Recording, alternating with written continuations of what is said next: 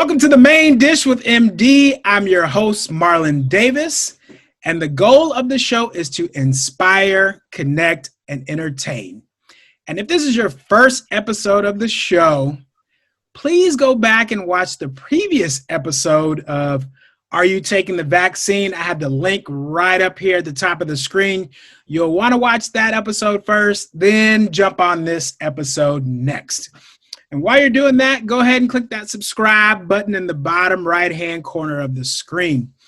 We had about 700 people view the first episode, so thank you for sharing that with your family and friends. We appreciate it. This is information. We're trying to save lives, educate the people, and I'd like to go ahead and get started. Let's welcome back Dr. Desiree Bobineau-Thomas, who is a neurologist at the Kelsey-Seybold Clinic in Houston, and Dr. Chad Wilson, who is the trauma medical director at the Ben Taub Hospital in Houston, Texas.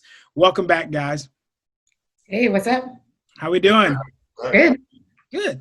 Hey, as I mentioned on the first episode, I was going to invite you all back and talk about the first dose. You guys have had the first dose and the second dose.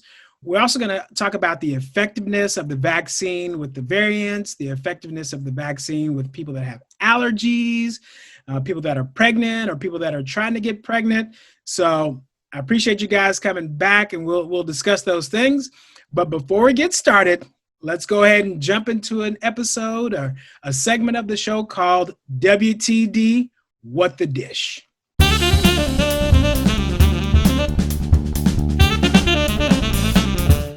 All right, let's go ahead and get started. I'm going to list off some ingredients. You guys tell me what the dish is. I was easy with you guys last time. It was like pizza. We didn't have any pineapple or anchovies on that pizza, Chad. But, you know, this one, let's see what you guys got with this one. First, 3 to 4 tablespoons of vegetable oil, 2 medium garlic cloves, 1 onion, 5 teaspoons of chili powder, 2 teaspoons of sugar, 2 teaspoons of salt, 1 bay leaf, 2 pounds of ground beef, a 1/4 cup of tomato paste. Can I jump in? Yeah. I'm so eager. Chili. Yay! Look at you. Yay. Look, see? Look at it. I'm fooling people because I hate to cook, but I like to eat. So I know the ingredients. She is on it. Well, 2 cups of beef broth and 6 teaspoons of cornmeal. That is chili, and it's a little that's like some 2-alarm chili, though. That's why I didn't get it. You always have a reason. I wait to say 7 ghost peppers. All right, now I know what you're doing, baby. Like that's some old weak chili. That watered down chili. That's actually a little recipe if you guys are familiar with Ben's Chili Bowl in D.C. I wonder if people are eating chili right now in D.C. Let me digress. Conversation. There's a lot of things going on in D.C., but let me digress. You got to get you strict at the clam walls, you know. Exactly. All right, let's go ahead and get started. Both of you guys have received the first dose and the second dose most recently. How are we feeling? Desiree, how you feeling? I'm feeling good. So both Chad and I, we put our first and second doses up on the internets. And as people have said, the first dose, at first I was like, did I get the shot? Because I really didn't feel anything. I was a little bit disappointed because I wanted to feel, like I had done something. But I was fine. Maybe the tiniest bit of soreness. And then the second dose, I did feel more achy, a little bit more tired. I suffer with migraine, so I had a headache afterwards. But I mean, all in all, I didn't have to go home from work. I was actually on call for the hospital. I was able to take call. So I'm still here, not a zombie. So you wanted to feel like Spider-Man when he got injected, like yeah, like something going through my body or something, my hair changing, or like Wonder Woman, I spin around, but yeah, it was just still Desiree. Yeah, I mean, I got mine around the solstice, so I was thinking them superpowers are going to kick in, but not quite. But yeah, I felt fine with the first vaccine. The second vaccine, I was, because of the way the vaccine works, and the second dose is like boost your immunity, and you're actually primed. I took Tylenol and Motrin sort of prophylactically, so that I didn't want to miss a day of work, and didn't want to miss a day of working out in my usual life. So I actually had very mild symptoms, almost imperceptible. But I have a lot of colleagues in the hospital who missed a day of work because they spent the day after the second dose, having fevers and chills and feeling pretty rotten. But pretty much everyone felt normal by the second day. And while that's, nobody's in a rush to have a day where they don't feel great. That's how you know the vaccine actually worked in you. One of the ways you know is because you generated so many antibodies that when you get exposed to the same vaccine, you actually respond to it. And there are some people, who have symptoms after even the first dose because they had COVID and they already actually have antibodies. So most people who have never actually had a COVID infection aren't going to get sick after that first dose. But yeah, I felt great. And I'll tell you, the reason I feel the best is psychologically and emotionally, I feel great. I actually was out for a run yesterday, and I witnessed a car accident, pretty reasonable high-speed accident at an intersection. And obviously, I stopped my run to make sure everybody was okay, and everyone was really okay. But there was a gentleman in the back seat of one of the cars who's on oxygen. Mm-hmm. And I can tell you, if this had been before I got my vaccine, and I don't know why he wasn't wearing a mask because he was in his own private car, I'd have felt some kind of way about checking on him. Because I was out for a run, and I had a little flimsy mask in my pocket, but I didn't have my N95 and my usual protection. So, but knowing that I was vaccinated, I felt so much more comfortable making sure he was okay. That's just that peace of mind. I didn't even realize it was there until just yesterday when I had that event. So that's why I really feel the best, because I can do my thing again. You can continue to save the world. There's a 16-year-old girl having a panic attack because she ran a red light. I was like, deep breath, woosah. And like I said, we appreciate you guys. So thank you guys for taking care of us. So just like Bebe's Kids and TikTok dance videos, COVID doesn't die, it multiplies. Let's talk about the COVID variants, with the most recent case being in Houston, I think last week, they found that. So let's talk about that. So the variants, it's normal for viruses to mutate. So they're going to change because that's their nature. They, once we get them figured out, they want to find another way to beat us and get into our systems and multiply. And so that's why with the flu vaccine, every year they have to change it a little bit to keep up with the mutations and the changes. And so that was expected. So the hope is that even if it changes a little bit, that the target that we're going after, which is the spike protein, that the vaccine will still work. It's going to take a little while as people get vaccinated and the variant is out there. And then if people still get COVID, then they'll be able to determine if the vaccine is working or not. But I know it's scary because people are already kind of leery about getting the vaccine. And now they're like, is it even going to work? But we're still at a point where we have to do something. So I think the scientists are keeping an eye on it and trying to get as much information as they can. But at this point, I don't think it changes anything. We still got to try to get the vaccine. What do you think? So let me ask you this question. So it's normal for, like you said, with the flu to change up a little bit, and each flu shot each year changes a little bit because there are variants in that. So it's nothing that's out of the ordinary for viruses. Am I hearing that correct? Mm-hmm. Well, yeah, the surface proteins or surface antigens on influenza have a lot more variation than what we are seeing in the coronavirus. So the variations in the coronavirus so far are not as significant. So we don't actually need multiple vaccines yet. I follow this epidemiologist who studies these things pretty carefully, and I think there are more than 20 studied variants of the coronavirus. So there's a lot of variants.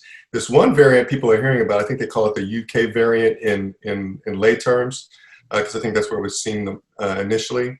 The reason why that variant is getting attention is because it seems to be more infectious, or it transmits more effectively than the standard coronavirus. But we have yet to see one, and they've studied most of them, that should not be captured by this vaccination, because they all still need the spike protein to move forward. So now if a coronavirus is able to mutate where it's still infectious, effective, but it does not require the spike protein to do so, then that would be a concern. But at this time, the spike protein is sort of central to the, I'll call it a life cycle, because people argue whether or not viruses are alive, but the spike protein is sort of central to the physiology of the coronavirus. So I don't think there's any concern for a rapid need for a new vaccine, but we will see another coronavirus. I mean, this is really not the first one, right? We saw SARS, we saw MERS, so we'll see another one. But hopefully, it's 10 or 20 years from now, and not summer 2021 when we're just starting to get ready to party again. Right. We're gonna have the roaring 20s again. The Rona 20s. To put on these dance shoes once we get everything under control. Speaking about putting on our dance shoes, quarantining has caused us to do one of two things. It's caused us to either snuggle up a little bit more or snuggle up a little bit less, because we're working from home and we see each other all the damn time. But let's talk about that snuggling up a little bit more, and the people that are expecting babies or the people that recently had babies. What's the effectiveness of the vaccine on those people, and should they take it? So I'll start. In the studies, you could imagine they weren't necessarily recruiting pregnant women to be in a study, but there were people that got pregnant during the studies, but only a handful of them. So they were able to go back and look at the women that got pregnant that received the vaccine, and their pregnancies were fine. There was actually one person that had a problem, but it turned out that they got the placebo. They didn't actually get the vaccine. And before they even got to the human studies, they were checking the vaccine on animals and didn't see any problems with the animal studies. So as far as we know, that it's safe to take the vaccine when you're pregnant. Having said that, when you're pregnant, you're thinking about yourself and you're thinking about your baby. And so you have to consider the pros and cons of it. You have to consider, if you're somebody that's staying at home and never getting out, then maybe you could wait a little bit. But if you're a healthcare worker yourself and you're pregnant, then that might change what you decide to do. So I think right now the CDC, they actually just put out some new guidelines and said that it's okay to take if you're pregnant. But in that situation, you should always talk to your personal OB and just weigh the pros and cons of it. And I do want to jump in real quick before Chad says something. We're providing information, or the doctors are providing information. I'm here for your entertainment value and to make you guys chuckle a little bit, hopefully. But we're going to provide information, research, where you can find all this information. We're not just out here randomly talking.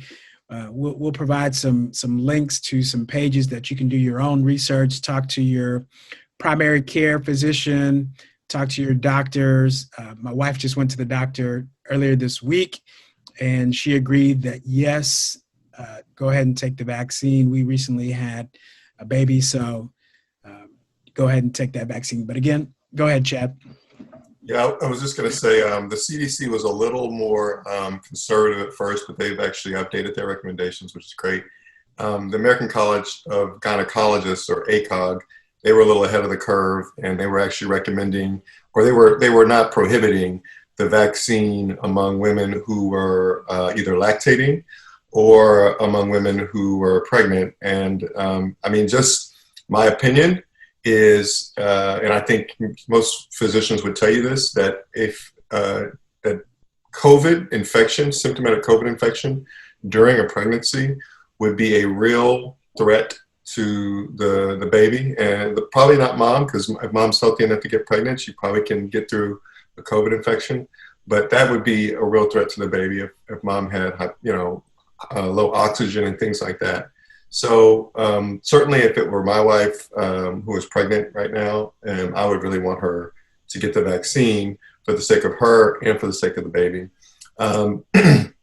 Because once again, there's really no reason to think that this messenger RNA would affect a pregnancy. And then the last group I've heard people have asked me about is, what if I'm trying to get pregnant? How does the vaccine cause infertility or anything like that? It absolutely does not. There's no reason to think that it would. And I would say that if you're thinking about getting pregnant, even a better reason to actually take the vaccine, because you want to be protected during the length of the pregnancy from COVID. You don't really want to, like I said, nobody really wants to get COVID during pregnancy. Pregnancy already sucks, right? Especially the last few months. It's a beautiful thing, man. It's a beautiful, bringing in a wonderful life, says the man.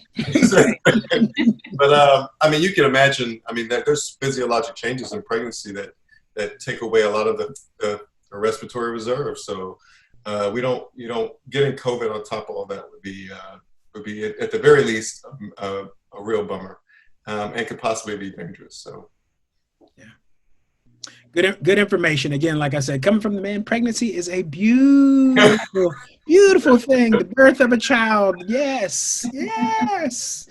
You ever notice how guys be talking about we're pregnant, we're pregnant. Like we? Who's we? That's what we? Ain't no we over here. Yeah, we pregnant, man. We ain't gained 40 pounds. We ain't craving no pickles. We can't breathe in the summertime. We ain't got to buy new clothes.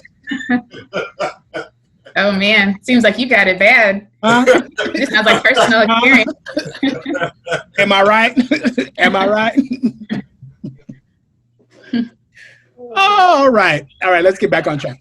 So some people believe the vaccine is a good thing, but they are still scared and still have questions about taking the vaccine. What advice or what information would you like to share with those people? Well, I still have people who they wonder, they know that the vaccine is kind of available for most folks, but they are concerned about maybe their particular, medical conditions or issues. Specifically, I know that there's been some concern about allergic reactions to the vaccine. I will say that there actually is very little data to suggest that this vaccine is more allergy inducing than any vaccine we've seen. Just so people understand a little bit about the vaccine, this vaccine actually is preservative free. A lot of vaccines historically they have things like formaldehyde in them, or they have an egg protein called, I think it's called ovalbumin, which is a protein that's in most avian eggs or bird eggs. This vaccine has none of that in it. It's just saline, which of course is already in your body, and the messenger RNA, which again is already in your body. So the theoretical risk of allergic disease is really low. Now, it does encode for a protein, and in theory, you could be allergic to the spike protein, but that's kind of the point. I mean, we want people to have an immune response to the protein so that they fight off COVID infection should they get infected. So the data for, my people who have asked me, well, I have allergic disease. I say, well, first of all, if you've never had anaphylaxis to an injectable, to something that anaphylaxis is a severe allergic response where you can't breathe. If you've never Thank you for breaking it down for us. I was going to ask you. I'm learning not to use my doctor words. But, if you've had anaphylaxis to an injectable, you can still actually get this vaccine safely. And there's no reason to think, well, I'm not included in the folks that can take it. And then just FYI, most of what I've seen a lot of people. So we have a little right next to my office. is a place where they put people after they get the vaccine to observe them. So actually, just going to and from my office, I see a lot of people who had just gotten their first dose of the vaccine, a lot of whom I actually know, because, I've worked in the hospital for a while. And, I passed by one of my colleagues yesterday or 2 days ago. She got her first dose of the vaccine. And she's like, Dr. Wilson, my heart's racing. I think I'm dying. And I was like, take a deep breath. Woosah, take a deep breath. And she was having a panic attack. She was anxious. And it's unfortunate. It's because, they've read all of this misinformation and gotten this misinformation, so they think they're doing something risky. So most of what I've seen is what we call supratentorial, meaning they're physiologic responses that are coming from above the tentorium of the brain, meaning it's up here. So that's been my observation, is most of the reactions are not really reactions. Excuse me, but they are kind of funny. So that I would say, if you have allergies, you can definitely take the vaccine. Perfect. I was going to say, again, we'll share the link to it, but in the CDC document, they talked about how many people had a severe allergic reaction, like Chad was saying, where they couldn't breathe or their mouth swelled up or something like that. So they said it was 0.63% of people with the Pfizer vaccine and 1.5% of the Moderna. And even the people that didn't actually get the vaccine, like 0.51% of those people reacted. So again, to what Chad is saying, you see that they're putting something in your arm and you don't even know what it is, and then you have a reaction. So most people are going to do just fine. There's also, they talk about the components of the vaccine. There are a couple other things in it. There's something called, these two chemicals, one's called PEG and one's called polysorbate. So if people know that they've had a reaction to that, and most of those things are in other vaccines, it doesn't mean you can't get it, but you need to talk to your doctor. You might need to wait a little bit longer after your vaccine.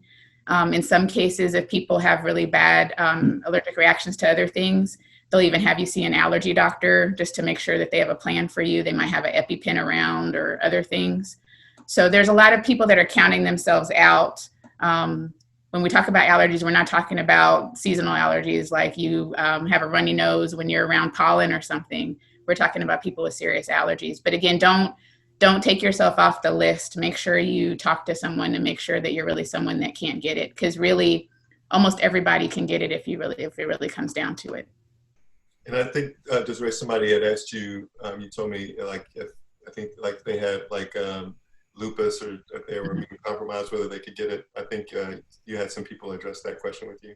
Yeah. And so again, in the CDC document, they don't find that that's a reason not to get it. If anything, people that are on different medicines that are lowering their immune system, the worry isn't that the vaccine is going to make them sick. The worry is that the vaccine won't work, because if your immune system is already not working right, then how is your body supposed to react to the mRNA and start making its own antibodies? So it's not going to make you sick. It's just, are you going to get to 95% or not? And they're going to have to study that over time. So again, even if you have one of those conditions, it's not going to, that you can't take it. It's just, we have to figure out, is it going to work? And so now, they have all these posters where they talk about wear your mask, wash your hands, stay away from people. I've seen some new things that we can share where the additional thing is get the vaccine, because each one of those components is lowering your risk a little bit. So you're at 95% hopefully with the vaccine, but you still then need that other 5%, and that can come from continuing to wear the mask. But as more of us get the vaccine, then the virus doesn't have anywhere to go. And then maybe we can start taking off the mask and still have to wash our hands, but and maybe we can get a little closer to each other. Well, first of all, you need to wash your hands anyway. Well, yeah. Nasty suckle. Well, I tell you, men used to be the nastiest. You go into the restroom and you're like, man, wash your hands, you nasty. Anyway, so wash your hands, continue to wear your mask, and we want to snuggle up.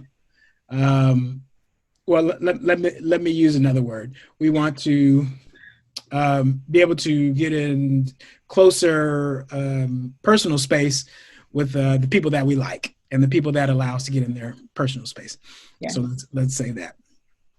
Anything else that we should be on the lookout about, or people have questions questions about? I wanted to talk about, okay, so there's two different vaccines. Eventually, we're going to have a whole bunch of vaccines, and it's going to get super complicated. Like right now, everyone knows Pfizer, Moderna, but then there'll be AstraZeneca, and then there's going to be, there's going to be a lot of words. But right now, as far as we know, you shouldn't mix them. So if you got one vaccine, one manufacturer, you shouldn't get another one. They don't know if it might work, but they haven't studied that. You're supposed to wait 21 days before getting the second one if it's the Pfizer, and 28 days for the other one. But they haven't studied, can you wait longer than that? So say something goes wrong, say you get your first dose and something goes wrong and you can't get that second dose right away. They say you don't have to start all over. So say it's 2 months before you can get your second vaccine, then that's okay. So don't freak out. Just get your first vaccine when you can, and then we'll figure out the second one. The other thing was other vaccines. So what if you need your flu shot and you need your COVID vaccine? Or what if you're getting ready to travel and they want you to take a whole bunch of immunizations? They think that you could take them together, but they're worried that since we don't know a lot about the side effects of the vaccine, what if you take the flu shot and the COVID vaccine and you get sick? You won't know which one of them was that made you sick. So they're recommending that if you need another vaccination, that you do it 14 days before or after you get your COVID vaccine. More people are starting to see that, like Chad and I got it and we're still here. So now people are like, where can I get this vaccine? And so now we're trying to figure out, how can we make it last longer? How can we get it to everybody? Yeah. So to my buddy, okay. You're not going to turn into a zombie. Desiree and Chad are not going to be in the Thriller reboot, going around like zombies. So he was going to cast me in his next movie as a zombie, since I would be, halfway there. You wouldn't have to do as much makeup. That's right. he can save on that. So yes, please take the vaccine. If you have any other questions, please follow them. Well, I don't know if they're going to accept friend requests, but Chad and Desiree are great on Facebook and Instagram, posting their updates. Chad had a little bit of humor in his the first couple of days. As I read through it, I was like, I know it was missed by some people. Reading is fundamental, and reading everything is read the entire thing, because I'm sure some people are like, see, I told you. Look. Oh, he just joking. Okay, yeah, okay, he fine. He's tired because he just ran a marathon at 5 a.m. in the morning. All right, okay. Well, I was trying to get people's attention. No, you did. You did a fabulous job. You're right. I did a heat check on reading literacy skills also. I found out a lot about some of my friends. I felt so bad when they were like, "Oh, I'm so sorry." I'm like, "Oh, let me DM you." So I put you on Front Street. The one other thing I wanted to bring up, Marlon, if it's okay, is one thing people have asked me about is how long does the vaccine last? So, like, when will we have to get our next booster, our next vaccine? We get the flu vaccine every year, right? And to be honest with you, we don't know the answer to that question yet. What we do know is that the vaccine seems to work for about 3 or 4 months quite effectively. The reason why we don't know how long it really lasts is because the studies have not been able to be carried out to that length of time yet. Mm-hmm. So our hope and the main reason for the second dose is to boost the immunity, to make it not only stronger but more long lasting. So the hope is that you have so many antibodies after the second dose that you are immune for long enough time that we can get enough people vaccinated and we can get the community COVID rate so low that it can be controlled through standard kind of epidemiologic practices. But we don't actually know how long the vaccine is going to last. So having said that, I know that some people are like, well, let me just see what happens. But I will say that my plea to anyone that has the opportunity to get the vaccine, you should get it. Because you're going to protect yourself and your family. I think that's one of the things I've said sort of consistently is you are the COVID infection is much higher risk to you than this vaccine. But there are people who just won't believe that, and I understand. But the other thing that you're doing is by not joining the group of people who are immune, is you basically allow this to exist for a longer period of time. We're going to stretch out the amount of time that we have to do social distancing and before we can get back to normal life. And possibly if people are really slow adopters with this vaccine, and the vaccine doesn't last a long time, well, then a lot of the vaccinated people will start getting COVID, 6 months from now, maybe. We don't know, but I think there's some urgency. I think, people should not just wait for a year, because a year from now, our opportunity as a community, as a country, to suppress this may be over. And that's one of the heartbreaking things about the fact that the vaccine has been politicized, because, science is not really political. And the fact that a lot of people think that they are exercising their constitutional rights and being free Americans by refusing to take a vaccine is unfortunate, because, all of us have had our freedoms inhibited by social distancing mandates. And the way we get those freedoms back and that liberty back is by working together with what science tells us will get us our freedom back. So hopefully people will come around and get vaccinated so that we can all move on with life. Yeah, and it is about everything that you said, and also the people that out there that don't have jobs or their business has been affected, impacted by this. If everybody takes the vaccine, those people get to work sooner. Yeah, back to work sooner. So your favorite restaurants, those people that used to work there, they get their jobs back.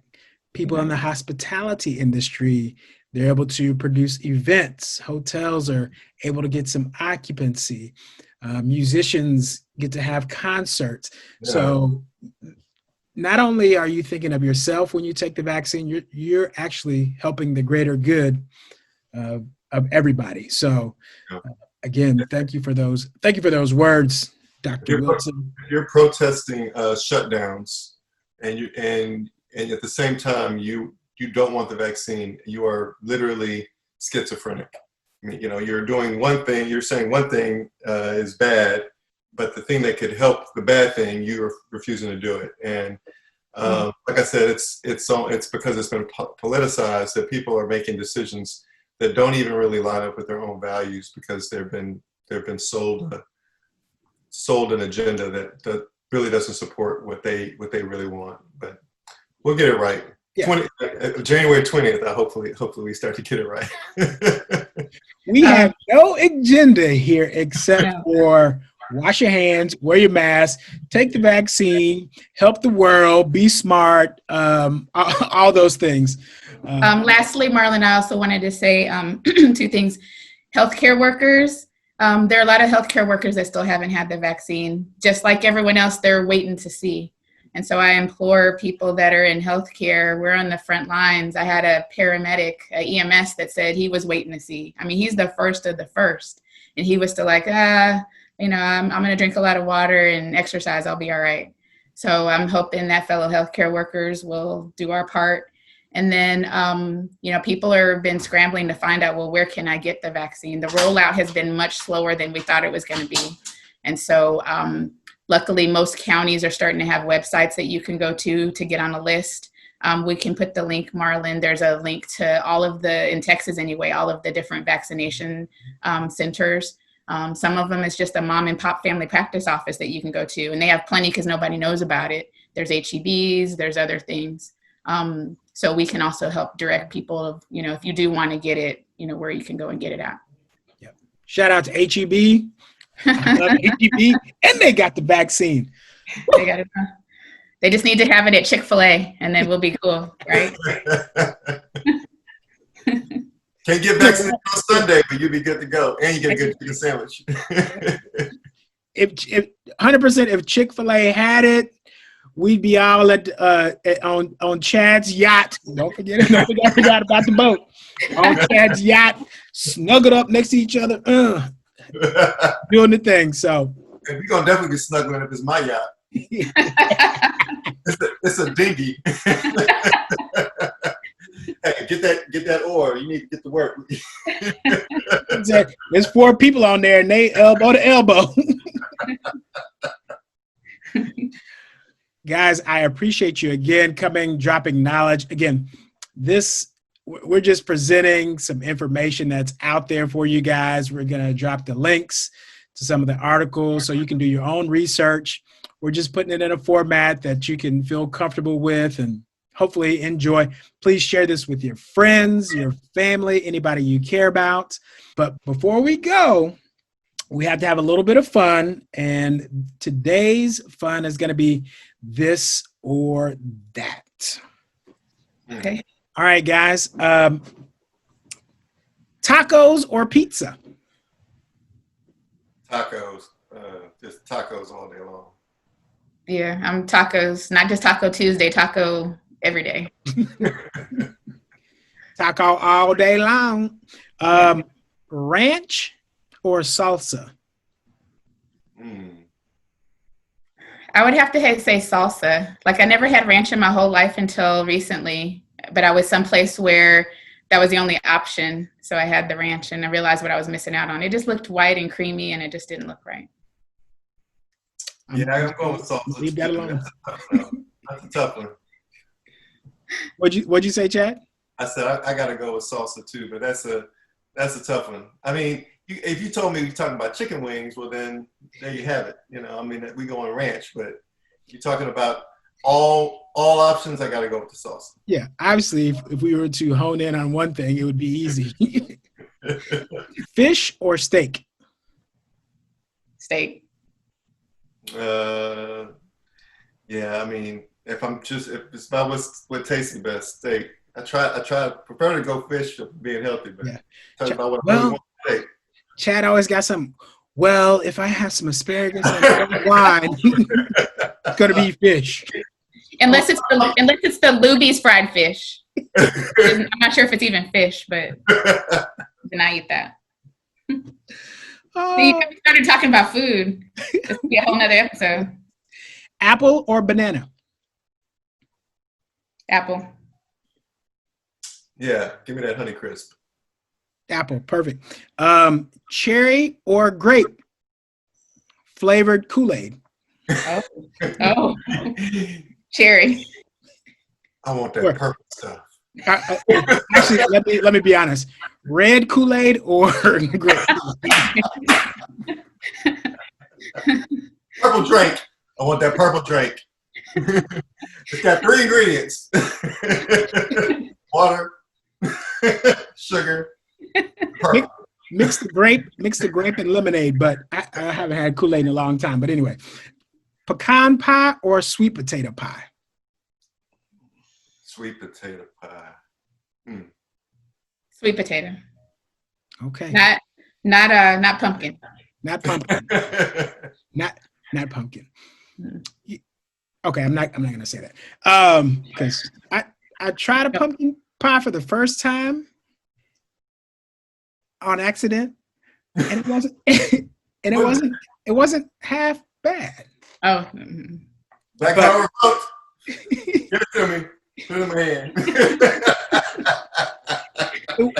It was on accident, bro. I don't want to hear no excuses. I don't want no excuses. Give me that black card. It was accidentally. Accident.